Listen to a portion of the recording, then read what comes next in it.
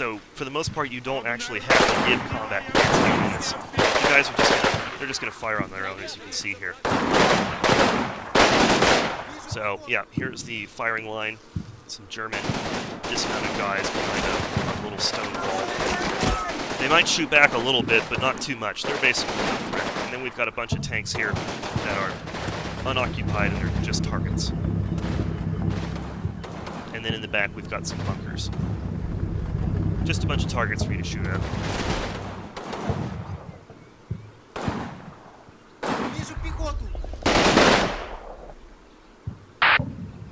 Okay, we'll get to those tanks in a moment. Some reinforcements just arrived, some tanks, but we'll spend a turn or two with these guys first. Okay, combat commands. This is going to be C or F6. So, assuming you actually do want to give your unit some orders, and you don't want to wait.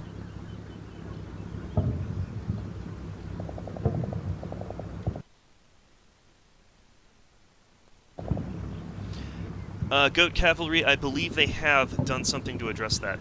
I don't remember the specifics, but I do believe that they did something about that, the 1 second thing.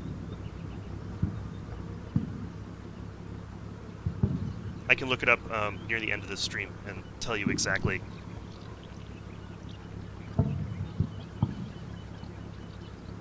Okay, combat commands.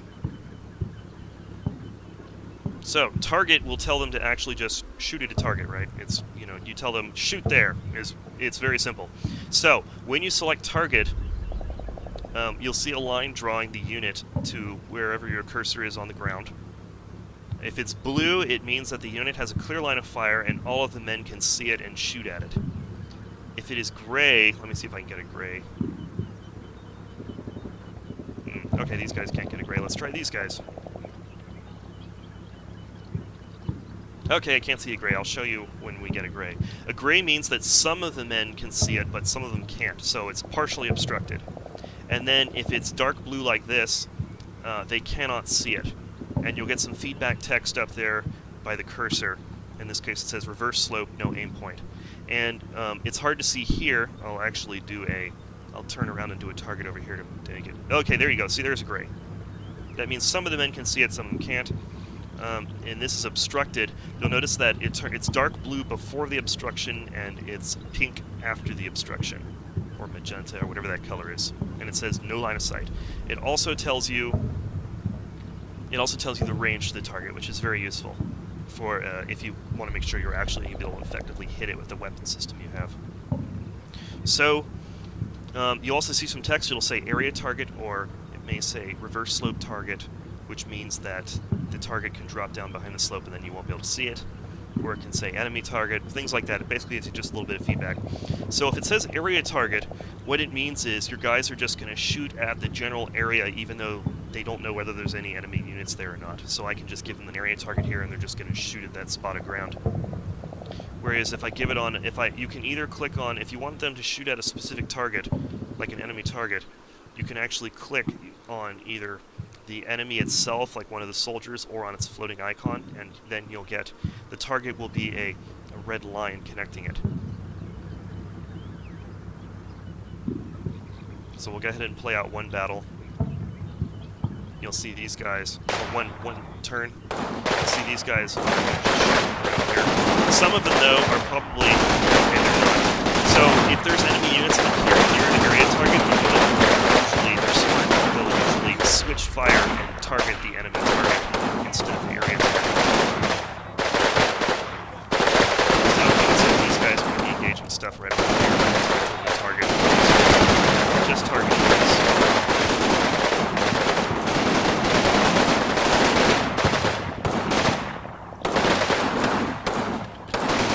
Alright, I'm going to go ahead and skip through the turn since it's just going to be these guys shooting. So, you want to, I assume at some point you're going to want to actually cancel a target order. What you do is you click clear target. It's just below target on the combat command panel. Clear target and it goes away. Now that doesn't mean that they're... Oh, I need to turn down the game volume? Okay, thanks. Let's see how that works. Okay, so clear target does not mean that they're going to hold their fire.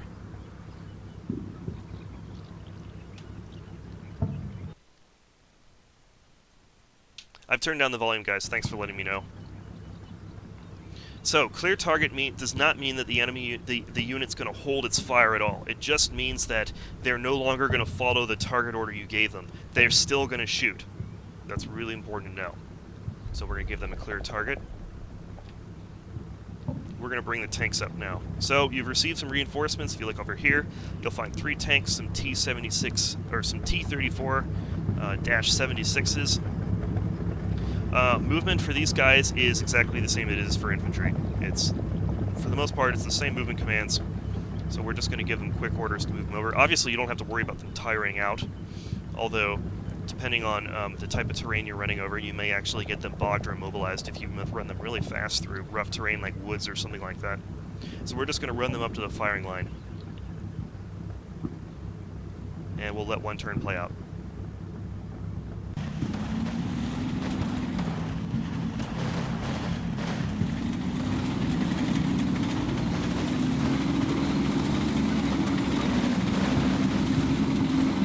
I'm going to move myself into the gunfire. Tell me if this is still too loud for you to hear me. Can you guys still hear me over this gunfire? Hopefully I got the volume right. Okay, so, tanks. When they arrive, they're going to do their thing. They're a little bit harder to spot things, so it's going to take them a little bit longer. But you notice they have started spotting stuff. Spotting, by the way, we're going to get into that in another mission. We're not going to deal with that here. Alright, so you notice that when you hit an enemy vehicle, unless you have it turned off, it's going to give you something called hit text.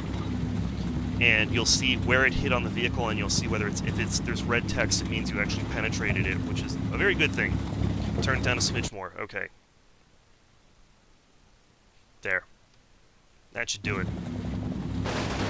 Okay, so tanks are going to do their thing. They're going to, as with the other units, they're going to automatically spot and engage stuff and fight it on their own. Yeah, okay. So, we'll let this turn play out, then we're going to move to combat commands. Turns over.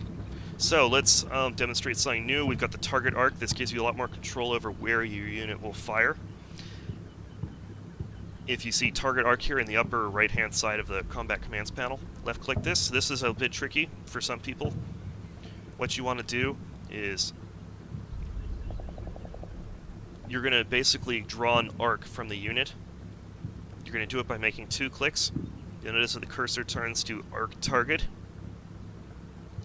Left-click once, then move the cursor. You don't need to drag. Do not drag. Just left-click. Don't left-click and hold. You want to just left-click. And then you'll notice wherever you move the cursor, this yellow arc is going to follow it. And then left-click again to set it. Okay, so now the command is set. What is going to happen is that the unit is only going to engage enemy units within this yellow area, unless it feels immediately threatened by something out of it. Like, let's say this tank is shooting at stuff here, and an enemy tank shows up right here. He's gonna probably turn around to engage it because he values his life more over following your orders. So what we should see when the turn begins is that this guy's going to turn his turret to just look in this area. And if you want even more control,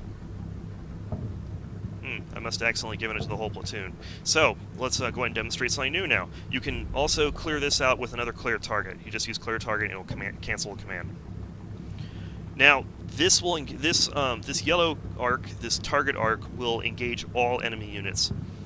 With another unit, we can use, if you see down here in the bottom left, target armor arc. It works exactly the same, except that it only targets enemy armored vehicles, like the tanks.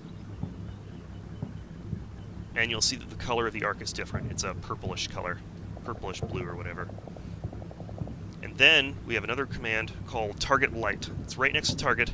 It works exactly the same as target, except that the unit, depending upon the unit, the behavior will be different. For a tank or another armored vehicle, what it means is that it will use only its... You'll notice that a yellow line connects it instead of a red line. What it means is that it will only use its non-primary weapon. So a tank won't use its cannon, it'll use its machine guns instead. For soldiers, what it usually means is that they won't use explosive things. They'll fire at like a relaxed pace of fire if you want to conserve ammunition. And then target briefly and that stuff. We'll get to that in a different mission.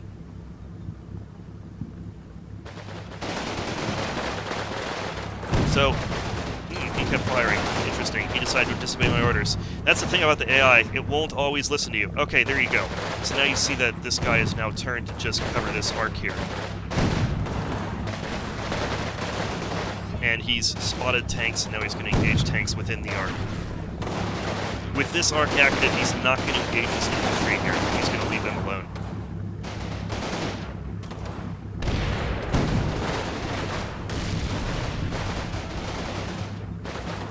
So yeah, you can have a pretty decent amount of control over what your units fire at, but in my experience, most of the time you just let them pick the targets on their own.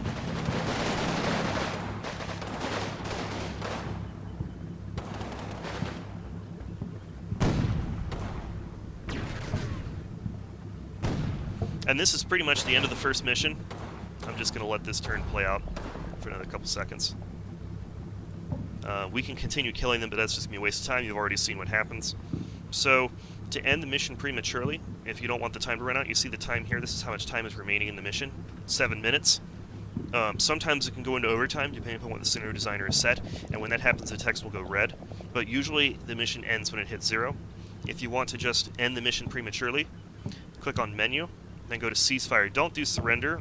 Surrender is if you're playing an online opponent, mostly, and you want to give him the win, because it's automatically going to let the other side win. You want to hit Ceasefire. What that does is it stops the battle in its tracks right where it is, and the game calculates victory points as the battle lays, like as the battle is right now. So we'll do Ceasefire, and then you'll ask for confirmation, hit Yes, and then the mission ends. We're not going to worry about the AAR screen yet. We're going to do that in the battle. So when you're ready to move on to the next battle, you hit End.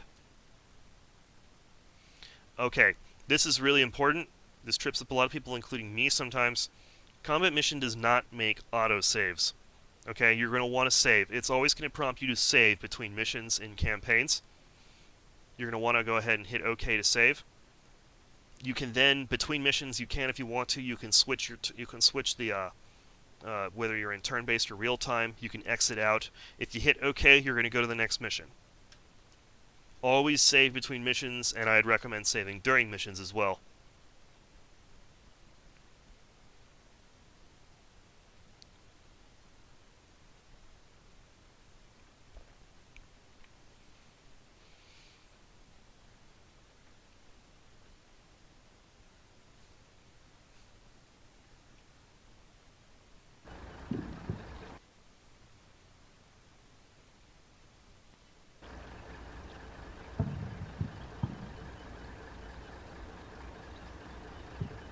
Okay, so new mission briefing. I'm just gonna give it the really quick version. We have guys coming from here. We have to take objectives over here. That's pretty much it. We're gonna start with a platoon of infantry and some machine guns and stuff. And in about 10 minutes, I think, we're gonna get tanks coming from this direction. That's the quick version. So let's look at the map. Okay, setup phase. Something we haven't done yet is setup. So you'll see this red-colored ground. At the beginning of every mission, you have setup phase. This is a special time in the mission where time is paused, there's no combat, and you can give a unit movement orders anywhere, and you'll notice it just instantly moves on the map. So that's setup. You can move them instantly anywhere within the red space. There can be multiple setup zones. There'll be different shades of red or blue, depending upon which side you're on. If a unit begins the game in a setup zone, it has to start in that setup zone. I can't like move it out here. You'll notice it just gives me a movement command to go out there. And if there are different setup zones, it has to stay within that same setup zone it started in. If a unit starts the game outside of a setup zone, like say, I guess we don't have any units outside of it, but if you had a unit outside here, it's locked in place and you can't move it. It has to stay there until the mission starts. You can, however, you can go ahead and give them movement commands on the beginning, and they'll as soon as the game begins, they'll just start following them.